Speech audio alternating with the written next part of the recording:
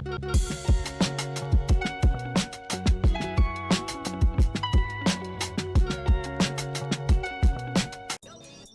back to DroffatsTV. We've got returns, robberies, and guys who apparently forgot how to use a weighing scale. Let's break down the madness from last night's PBC Fight Night. Frank Martin versus Rancis Barthélemy. The Ghost returned with the sledgehammer. Frank Martin finally ended his 18-month hiatus, and Rancis Barthélemy's consciousness in a brutal return to the ring. After taking his first L against Tank Davis last year, Martin switched trainers to Buddy McGirt, and the chemistry was immediate. Barthélemy, he's 39 years old. He's a vet. He's seen better days, struggled to deal with Martin's youth and the different angles Martin was, displaying in the ring. By round 4, Martin decided he had seen enough. He dropped Barthélemy with the left hand, let him get up, and then immediately shut the lights off with the final left power shot at the 256 mark. My takeaway, Frank Martin, who's now 19-1, 13 KOs, is back in the mix at 140. And he actually had the nerve to call out the IBF champ, Richardson Hitchens. And, to me, Hitchens would pick, Frank Martin apart. That'd be easy work. However, I wouldn't mind seeing that fight.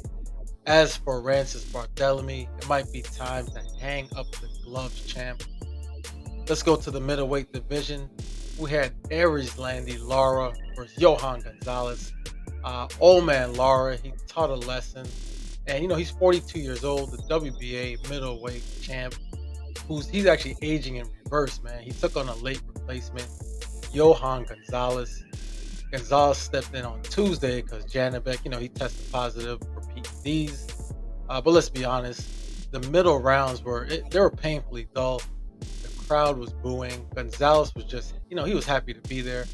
And, Lara, he was fighting at a pace that kind of suggested, he was kind of bored in there, man. This wasn't the match or the camp he had prepared for. So, Gonzalez, he did get some shots on the body. He made things interesting at times.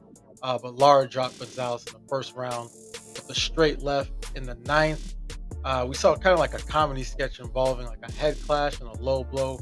At times, Lara was complaining to the ref, but, just when we thought we were sleeping until the decision, Lara woke up in the 12th round. He dropped Gonzalez again to seal a shutout, unanimous decision, 120 to 106 on one of the judges' cards. Lara retains his belt and remains the sport's oldest world champion. Let's go to the 130-pound division. We had Shocky Foster versus Cool Boy Steph. You know him as Stephen Fulton.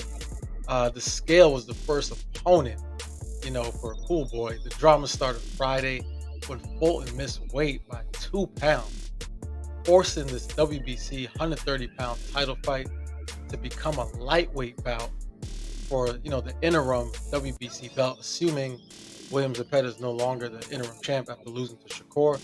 The winner of this is now the WBC interim champ at 135. Foster, treated like the B-side all week, entered the ring with a chip on his shoulder, and he put on a clinic, man. Foster used his reach to turn Fulton into a spectator.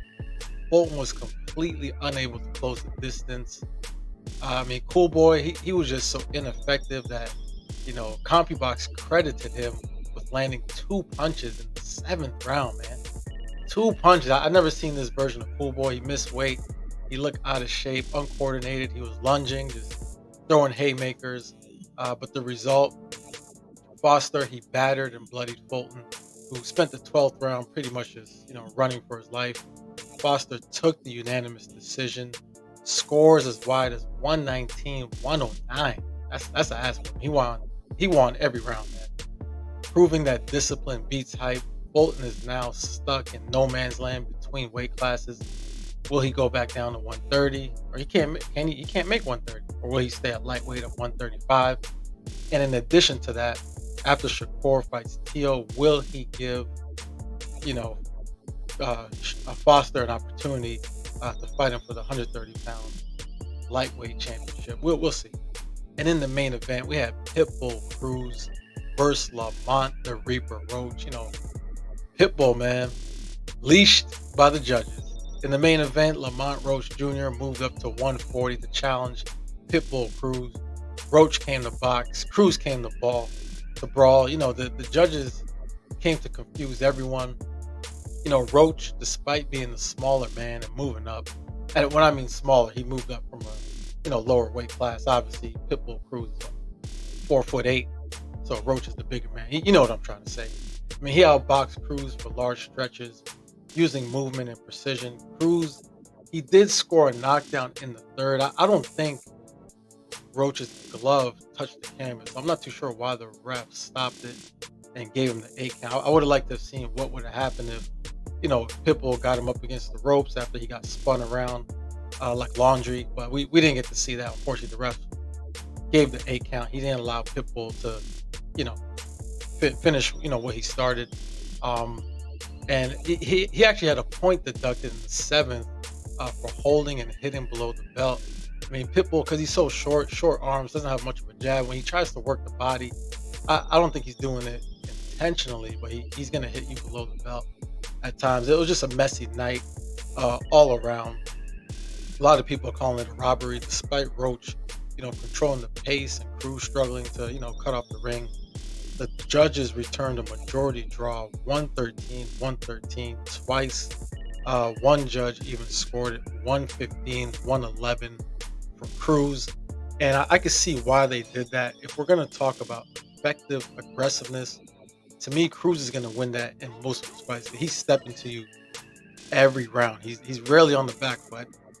There was one round where he kind of was, on the back foot moving around, but in a 12-round fight, for 90% of the fight, Pitbull Cruz showed the effective aggressiveness. So I could see the 115, 111 for Pitbull. Kind of like the aftermath, Roach called it bullshit. And frankly, he kind of has a case, man. He leaves with no belt. Well, that would have been for an interim belt at 140. But his stock is rising, so Cruz escapes with a draw. Hopefully they run it back. But it looked like Lamont Roach's hand was broken. If you remember, after they called it a draw, he had ice on his hand while still in the ring. So maybe they run it back middle of next year. Maybe he has to have hand surgery, maybe not. We don't know. Still early in the game. That's all I got for today. Leave your comments below. Smash that like button and subscribe to Drofats TV.